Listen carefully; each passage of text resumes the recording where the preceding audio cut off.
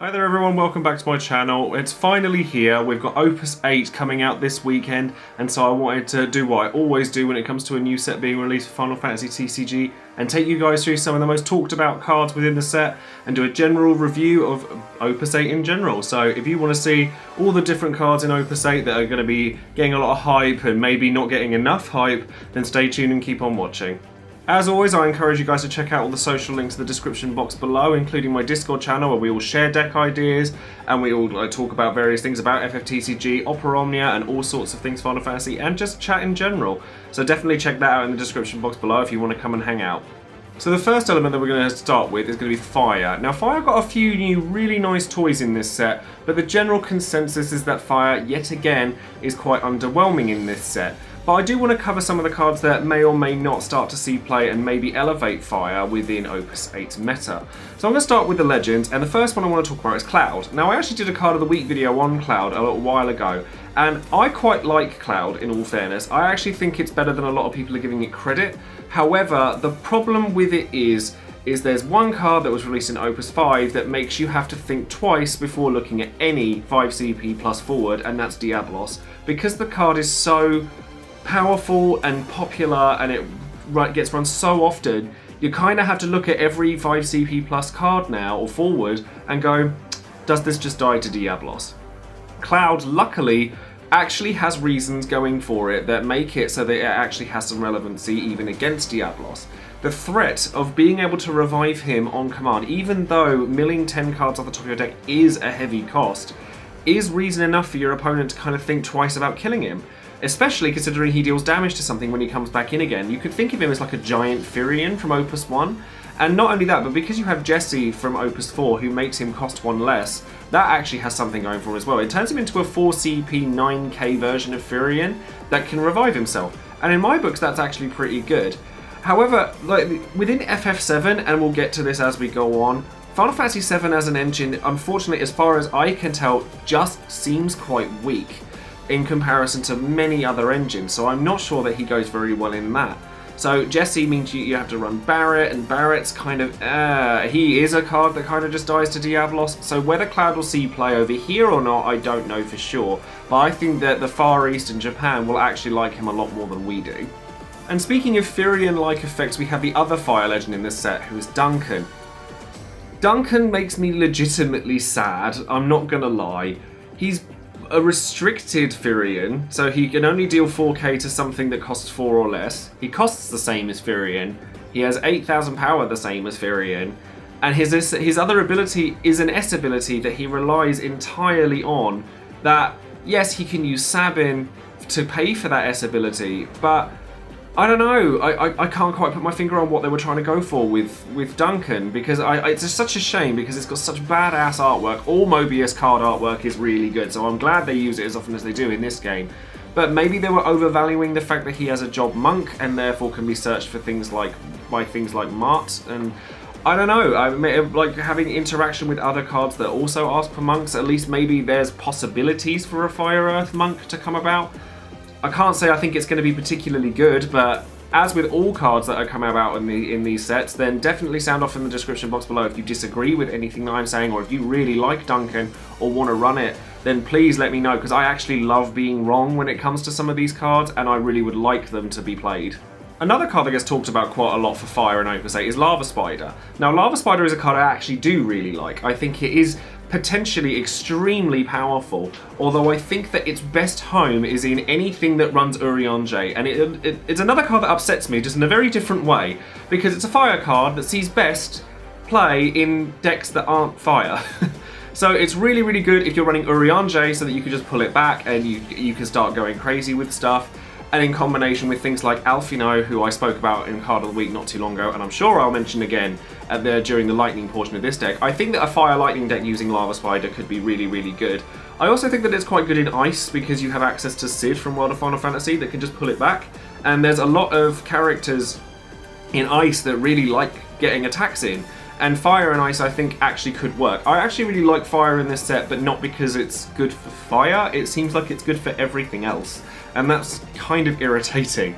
But that being said, I do quite like Lava Spider. The difficulty with it, however, is because it's a monster, you have to find time to play it, and fire is obviously wanting to be very aggressive, so taking out a card from your hand to set up plays for the future is potentially, it could go either way, and Monster Hate is going to be very, very popular from this set going on because of things like Death Gaze, so obviously you have to bear that in mind with Lava Spider, though Lava Spider is one of those cards that people will want to bear in mind when running Monster Hate in their decks. Archangel HM is another card that I know gets talked about an awful lot, but this is a card that I actually don't like very much, despite the fact that it reads really well. It's a 3 CP 6k, which is most of the reason I don't like it, that deals 2 damage when it hits your opponent and attacks for 9,000. My issue with it is that it sounds really silly, it's too slow. It's 3 CP for 6k, that's quite easily removed by a lot of things. It doesn't have haste, and it doesn't actually do anything. Like, I mean, yes, it can put your opponent on a clock much quicker, but as long as your opponent has something to stop it, and removal, as we all know, is very, very powerful in this game. There's a lot of it going around in multiple colours. It's not actually very difficult to get rid of Archangel HM. I mean, again, I would like to be wrong on this card, and I know a lot of people are really enjoying it, but when I'm running a fire deck, I kind of want my cards to have an impact on the board, and Archangel doesn't. He has an impact on your opponent's health, but then it doesn't actually, it sounds really crazy, but I don't think he actually helps you win very much, because all he does is attack. And as opposed to setting up a really strong board presence like Aegis and Sol do, or being able to remove your opponent's forwards like Cloud and Vivi do, there's just something about Archangel I'm not loving. But speaking of Vivi, I did want to quickly touch on him, because I think he opens up a deck archetype just by himself, because his value is just that good. And because it's Final Fantasy IX that it opens up, I'm rather happy about it, and I want to see that this deck go off. So that's a deck that I really want people to kind of link me to on ffdecks.com in the description box or the comments. Don't link in the description box, that doesn't make sense. But yeah, I think VV is actually very, very powerful, especially as a Phoenix target. You know, we've had VVs in the past go off really well, and this one I think is, you know, the best one if you're running a deck that's catered to him. Because, I mean, even if you get 3 other FF9 characters out and he comes in, he's a 1 CP Brunhilde with a body, that's really good. If you actually get the 10k off, then he's ridiculous value. The last card I wanted to touch on for fire before moving on to the next colour is going to be Iroha. Now, first things first, finally, we get some FF11 characters that don't have terrible artwork, and this makes me very, very happy. But I actually really like this card. It's if your fire character deals damage, it deals 1,000 more, and can dull to deal 1,000. This is very, very reminiscent of Chelinka. Now, no, Iroha doesn't have all of the search things and the synergies with Yuri and all of that stuff going for her as well, but she's a solid character. She's a 3 CP pseudo 8k that can, you know, on block deal 10k and makes it so your other characters are stronger. The fact that she buffs herself and is a thing more than even Luneth, who could buff all of your fire forwards by 1,000, but the fact that she actually does, she's an FF11 character as well, which means that she has synergies with things like Volca, which, you know, we're getting more characters like that now, so maybe FF11 no block could be more of a thing.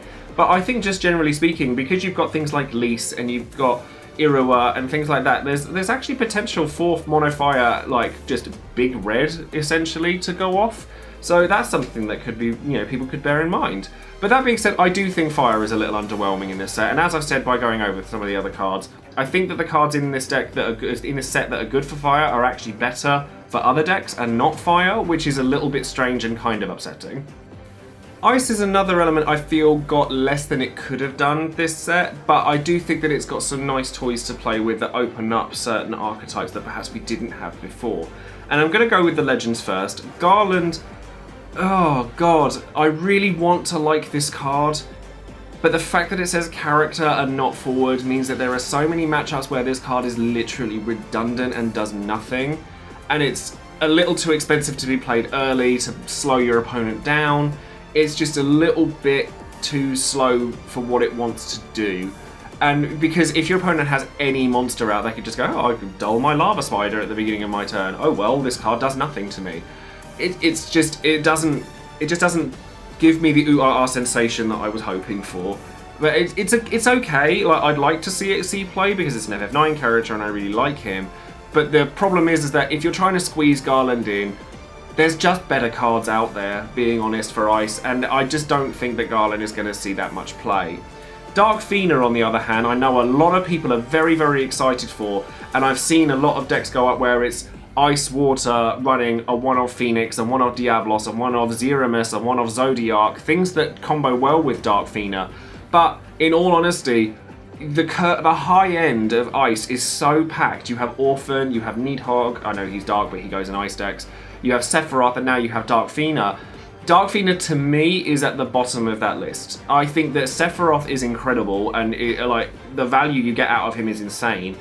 I do think that Dark Fina is good, I just don't know how good she is comparably with the other high-end forwards. Like, Mono Ice will almost always want to run Orphan, and then Ice Water, the end game tends to be Sephiroth and Nidhogg.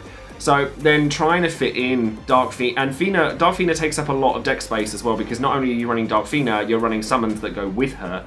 Like, maybe Fire and Ice could run her and use Phoenix. It is a strong play. It's a very strong play. I'm just not sure how viable she is against other 7 CP, or 6 or 7 CP forwards in Ice. One thing I do like in Ice Fire, though, is Laswell. I actually think that this Laswell is very, very good and kind of flying under the radar a little bit because it goes in Fire and Ice. What upsets me most is that Laswell is a better Fire card than most of the Fire cards in this set. It's like, really?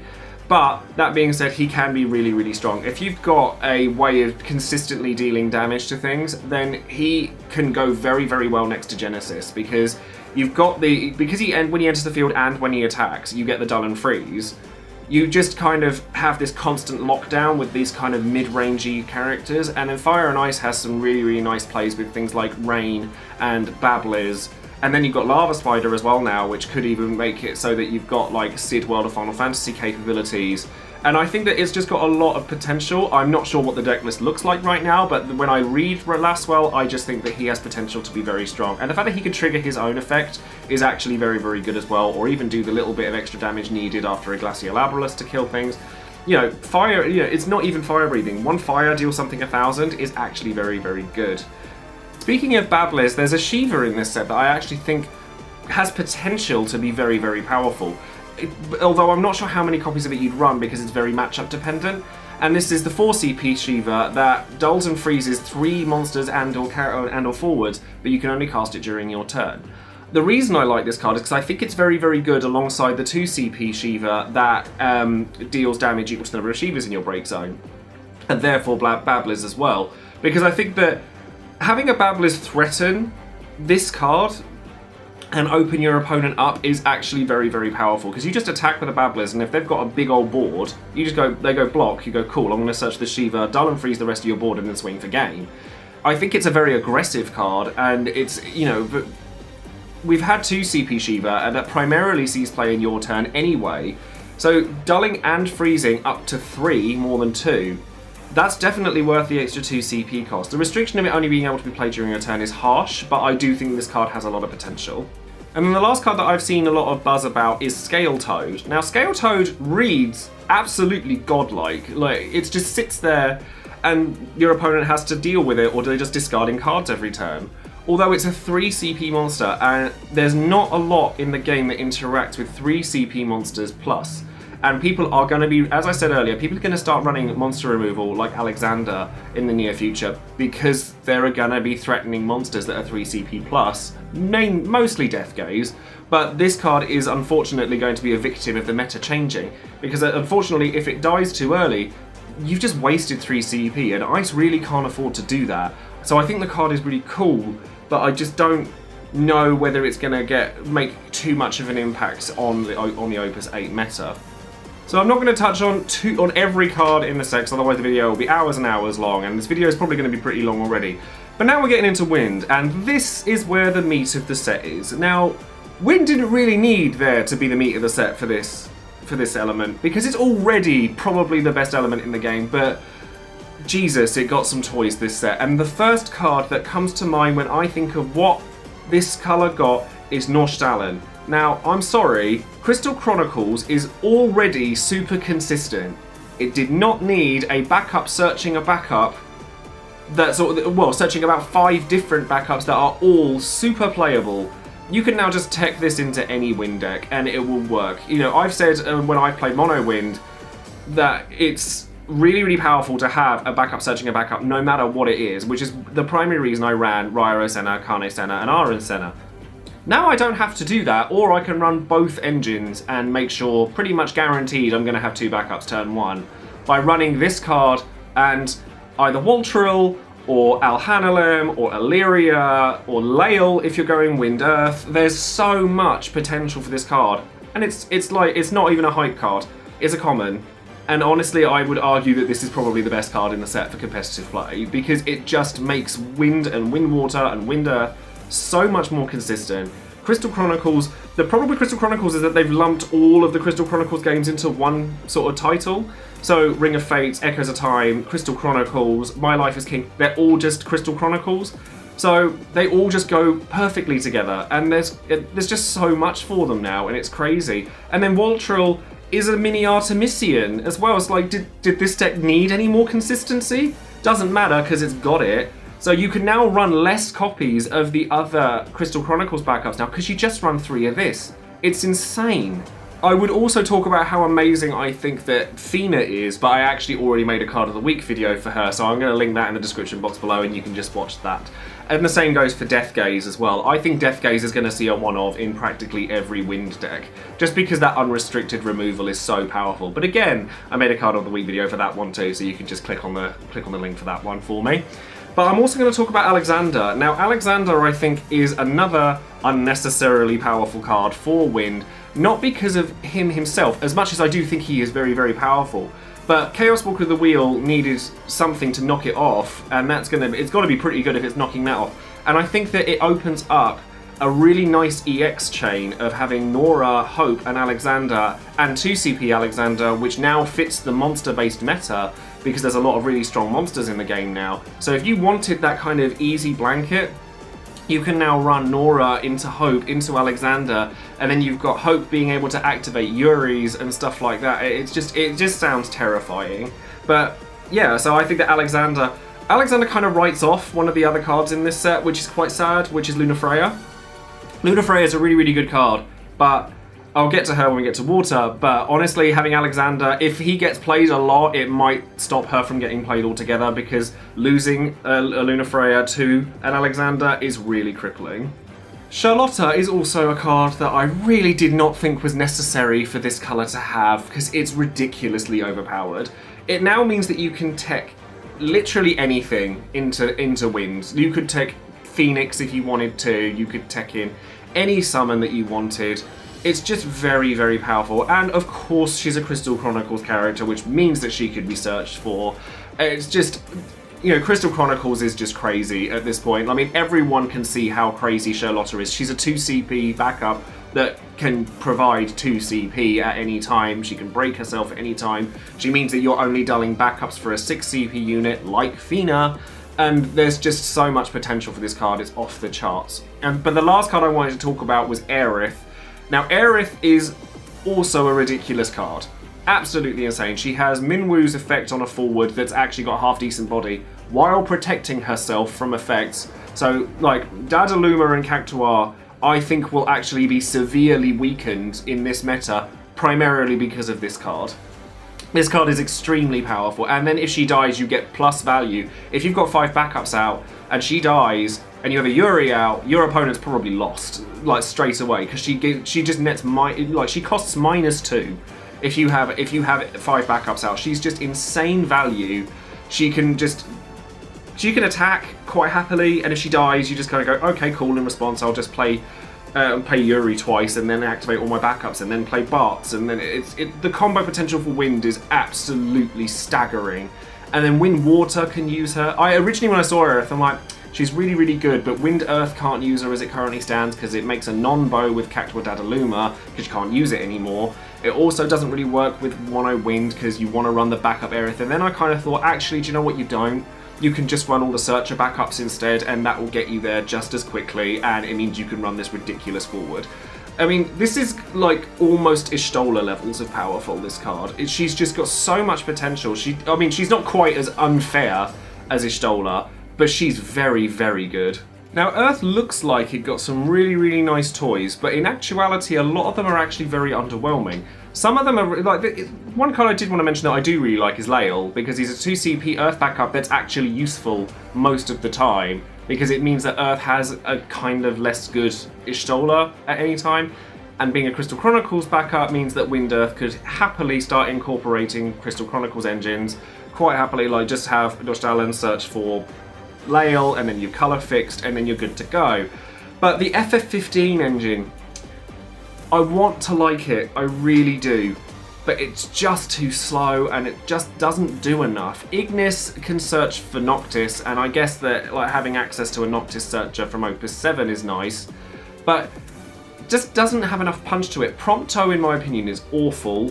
Gladiolus, he's okay, but I'm not very good with these cards that say, if you control this, this happens. It depends on what they are as well, because Gladiolus doesn't actually get much out of it, and he kind of only really goes in a mono Earth deck. Or, you know, he either goes in a mono Earth deck, or you have to have Noctis out, otherwise there's just no point playing him. And then Ardyn, I want to like Ardyn, I really do, because he's such a cool card. But he's so matchup dependent, he probably won't see any play. If you're against a water deck, you just get laughed at. You play an Ardyn, he'll get Fanfreted, he'll get Death Gazed, he'll get Cloud of Darkness. There's so many ways. Or you could just sacrifice a Viking off and not care that he's there at all. Wind Earth, as it currently stands, doesn't like Ardyn very much because it can't deal with him. But I think Wind Earth is probably going to change quite a lot anyway. I'd like to see him get played as a one-off, but I don't know for sure. And then the other legend for Earth is Nukt, who I covered when I did my Warrior of Darkness card of the week not too long ago. And I do like Nukt, I think he's quite good.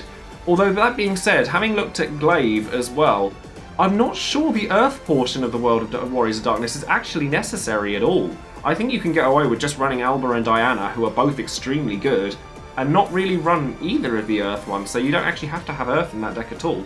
That being said, I've been toying with a Warrior of Darkness / original Scion deck that I think I'll really enjoy. I have to wait to get my hands on cards, obviously, because we've literally only just had pre-release. But I think that could work really well, because you then get the consistency of just not burning out, so you have some backup engine to go with the Scion deck. Because Scions obviously cover such cheap forwards like Ida, and there's loads of EX bursts. You add Glaive and Alba into the mix, as well as maybe like a one-off Nukt and Diana, and you've just got this constant engine that would work really nicely together. Now, I really don't think Earth got an awful lot this set, although I thought that Fenrir was quite a nice little summon, actually. It's one of those cards that you read it and you're like, I'm not sure I'd ever play this. But being said, having 2 CP kill a Yuri or 4 CP remove a Goldes from the game, I quite like that, actually. It's not too bad.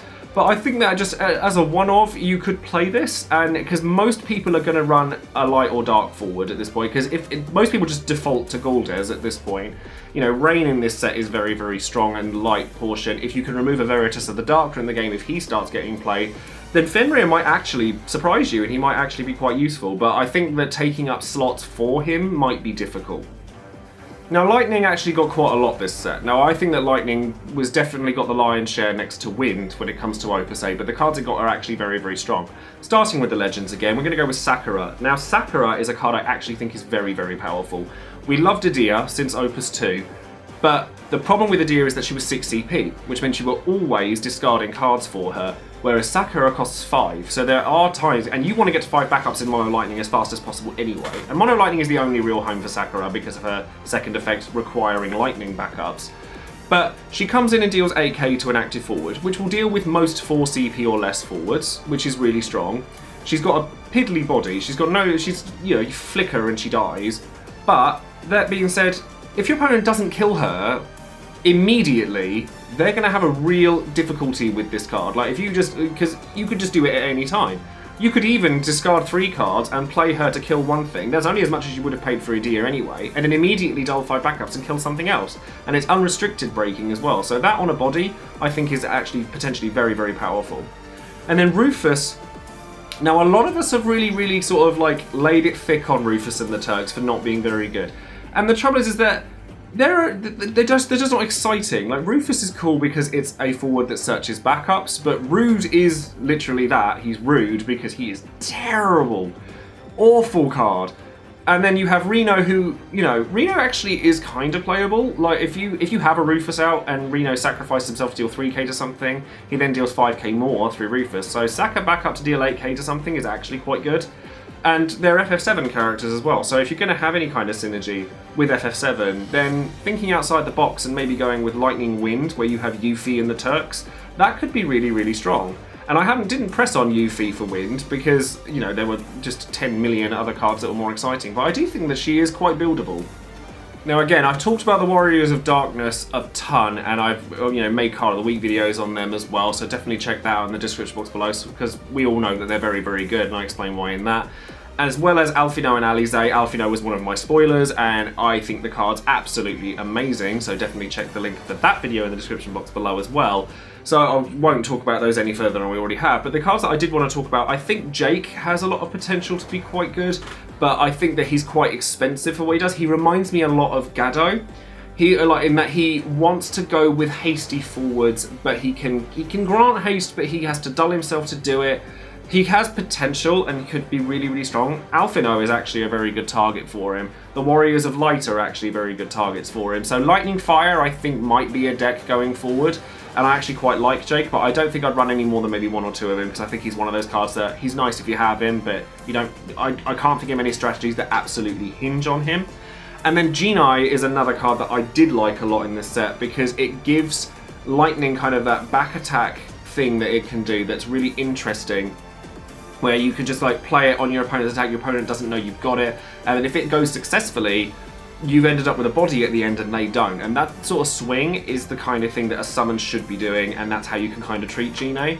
And not only that, but if you're playing Lightning Earth and you happen to be playing Glaive, then he's actually 6k and not 4, which means that he's dealing 10,000 on block. So, or when you play him in block. That's actually pretty powerful, and I quite like that. And the last card I want to talk about is going to be Death Machine, purely because I saw a deck online that absolutely made me fall in love with this card, and it's an Earth Lightning deck that runs Calbrina and Vanille. Now, I think that this is actually hilarious, and I really hope that this deck does well, because what you basically have is Death Machine just constantly killing a card on both sides of the board every turn, and then you've just got cheap forwards that die, or cards that don't die. Like, if you have a Calbrina, it's dull 2 at the end of every turn, I sacrifice my Calbrina and it comes back. It's like, that's really good. But that being said, it is a 5 CP monster, and I think the card is really, really cool and flavourful. Whether it's his competitive play or not, I'm less sure about, but I wanted to give a quick highlight to it because I think the card is awesome. Now, Water got a few nice bits, but a lot of them seem to be railroaded into this Final Fantasy IX deck that goes in Water Fire with Vivi. So it's kind of like, it's good, but it's quite narrow, the sort of things you can do. That being said, that Water Fire FF9 deck makes 4 CP Phoenix look absolutely friggin' stellar, so it's definitely worth trying out. And then we're going to go to the legends to begin with, the first of which being Zidane. Now, Zidane is probably one of the best turn 1 plays in the entire game. However, as the game progresses, he gets significantly less and less useful as time goes on, because you're just never going to get an attack off with him. In Firewater, you can always play him and then a Sage or a Belias or anything where you attack with him and he's paid for himself instantly and says to your opponent, if you don't play something turn 1 that deals with this card, I'm going to attack with him again, you're 2 damage down and I'm 4 cards up. That is a huge swing in momentum. So, and he at least has the decency to be a Lena target in Mono Water. If you've got a Rain out, then he might be slightly more useful, but like his power and the fact that he has no way to protect himself is very, very limiting to him. And then Lunafreya, I think, is an amazing card. I like it. I think it's very, very good. Because it's a resurrection spell that you can use even if the card is dull, and you can use it to pay for things. Like, you never have to worry about being able to pay for it. The only issue you'll ever have is an Ishtola or Wind in general. As I said earlier, if Alexander, 4 CP Alexander comes into play a lot, then Lunafreya is going to suffer for it big time, because that is a huge setback if your opponent Alexander's your Lunafreya after you've played before killing your guy. Or worse, when you've attacked with something thinking you can Lunafreya and then it gets Alexandered. That's really, really bad. That being said, it's really, really good with things like Cloud of Darkness. You could even use it with a Viking to draw extra cards. It's, you know, it's very, very versatile. It just has some limitations, namely Wind, that will kind of put a dampener on it. Steiner in this set I actually really like. I think that it's a prime target for 7 CP Phoenix, because if you cast a Phoenix and then bring this in on attack, he activates himself and can block straight away. And being a knight, you can also run things like Ovelia to make him stronger. You could run... There's so many things that you could do with this Steiner that I think is really good, and it being a FF9 character means that that FF9 Fire Water deck can run knights as well, because you have Beatrix, you have Steiner. Then you've also, if you wanted to, if you go into fire, you've actually got Garland as well, and then you get Claidi and you get Ovelia, as I said earlier, as a decent backup lineup. So you could kind of hybridize Knights and FF9. Let me know in the comments if you want to see a deck like that, to make quite an aggressive deck, and I think I quite like the sound of it. And then if you've got Rain as well, who I'll get to in a bit, he actually makes the deck really, really powerful and aggressive, so I'd like to see how this can do. Mono Water, as we know it, where it can do Cagnazzo plays or Cagnazzo Scholar, things like that, gets improved quite a lot by Nicole. Now Nicole, if you have 5 water backups out, you play a Nicole and a Cagnazzo and practically everything dies. And that's really powerful. And Nicole actually isn't terrible by himself, because you play him and that opens up the barrier for you to swing in with all your Knights and Lenas, etc. I actually think he's really, really strong. It's a shame that Brave Exvius doesn't really have any searches of any kind, because there's quite a lot of strong characters in Brave Exvius that we could have done with, but I think having them as individually powerful cards is actually really nice as well, like Sakura, Fina, Dark Fina, Jake, Nicole, even Lid's pretty good. There's quite a lot of really good stuff to come out of Brave Exvius, and Nicole I don't think disappoints either. Now the last card I want to talk about in Water is Multi-Gemini. Now I think that this card has potential to be absolutely game-changing. In a mono water deck that runs a lot of monsters, a lot of people are saying, yeah, it's really good, but if you run Gao, then Gao doesn't get any bigger. People were never running water monsters for Gao to be strong. You know, if you're running water monsters and you run Fusoya, Multi-Gemini is Fusoya's best friend in the world ever, because it means that if it's 7k, it's dying. Like, nothing you do will stop that card from dying unless you kill Multi-Gemini and then boost its power. I think that those two are a match made in heaven. So we've seen Fusoya fall off a little bit over sort of Opus VII or the end of Opus VII, so maybe this will see a bit of a resurgence. Then going into the light and dark cards, we first of all have Rain, and Rain I think is actually amazing. He's a knight, which means that in Lightning Water you have a searcher for him and a power booster for him straight off the bat. He's very, very good. Basically, he's really good in any deck that doesn't necessarily want to run Yuri or Goldes. If you're an aggressive deck, then Rain is the one for you. He's like, anyone who's played Magic knows what Elesh Norn is, and how powerful a 4k discrepancy across your forwards could be. It's really, really strong. I mean, he doesn't have haste, which is a little bit of a limitation, but I think fire is the best home for him. Like, not because you're running the S ability, because you're running the fire rain, because the fire rain is awful. But you could easily just give him haste, or if it's just a threat. If you don't kill him immediately, then you are going to be dealing with this. And if you have a lava spider on top of it, that's 5k to all of your forwards every time he attacks. That's a lot. And if you're playing a really aggressive deck, that is more than enough to kill practically anything in the game. So I think that Rain is actually very, very powerful. And then Veritas of the Dark, I think, is a really interesting card. I like the fact that he can break backups on death, and I think that Famfrit is the best friend for Veritas of the Dark. But the fact of the matter is that he's 6 CP. And while we've got a lot of swarm tactics going on, and like sort of small forwards just going in really quickly, that seems to be the best way to play aggressively. I don't think he wards off aggression very well. But, so in a water deck, he's not all that great. And then in a Earth deck, or Wind Earth deck that's running the FF11 engine, yes, he's a Star Sybil target, but so is Camlanaut, and you're pretty much always going to go for Camlanaut first, especially seeing the Star Sybil can search for him, and Camlanaut going for Veritas of the Dark, I don't know about that one. I think that Goldes is probably still better, but I do think it's a very interesting card, and I'd be really, really interested to see if you guys think differently to me. And then the summons in this set, they're very, very cool. Like, Maydeen has a really cool combo with the Garnet from this set, where if you play it while you have Garnet out, your guys take 9k, mine only take 4, and then if you have Steiner, you can even make it so Zidane survives it. But you can only play it in your turn, and it still costs 8. It's not, it's just, like, if I was going to run something that expensive, I'd rather run Sin. I mean, if I'm running Earth, I'm going to run Shantotto. It's just, it's a cool card, and I love the artwork for it. I just don't think he's all that great. And Arc, I think I haven't actually touched on Limited for any of these cards because I didn't want the video to be too long. In Limited, like Draft or Sealed, Maydeen and Arc are absolute bombs, and you take them. You just take them. But Arc, you have to kill at least 3 things for it to be worthwhile, and you have to have the 3 cards you are never ever not discarding 3 cards for Arc. The only way exception to that is if you have a Charlotta out where you're discarding 2. But 10 CP is a lot, and yes, you're going to draw cards off of it, but I'd rather run Zodiac, honestly. I think it just does the job better. It guarantees the deaths across the board. Yes, you're going to take damage for it, but it doesn't cost 10. 10 is a lot, and I just think that again, I'd love to be wrong, because I think that the payoff, the ceiling for Arc is huge. Like, killing your own Vikings and drawing extra cards off of it, that's nice, but you're still killing your own guys, and I don't know. I don't know when it comes to Maydeen and Arc. And then the last thing that I'm going to talk about is going to be the starter deck cards. Now, I am not the biggest fan of the FF7 starter deck. I'm not going to lie. I think the best card in there is Godot, and that's because of the hero Yuffie in this set. I tried to build something with this. I tried. Tifa could be really, really good if you have Zangan out.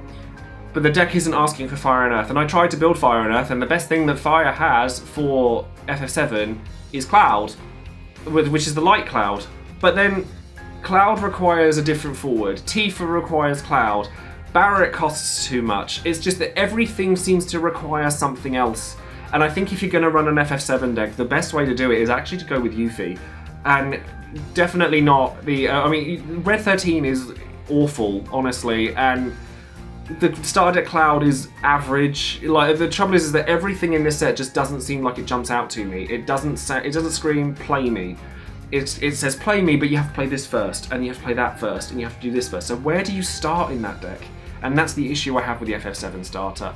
The FF14 one I like more. Like, I think that, having Hien Searcher be a samurai makes Hien more playable. And I will still make a starter deck evolved for both of these decks, but I think Yugiri is kind of cool. Like, but you're paying more into her than you would like. But she is quite good. Lise is an all-round power booster, so she has uses.